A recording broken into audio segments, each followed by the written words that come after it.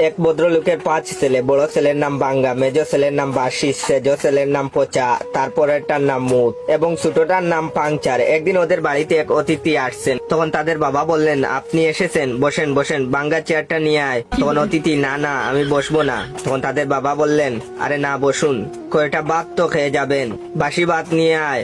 তখন অতিথি বললেন, না না জাস্ট খেয়ে এসেছি, খাবো না। তখন তাদের বাবা বললেন, কিছুই খাবেন না?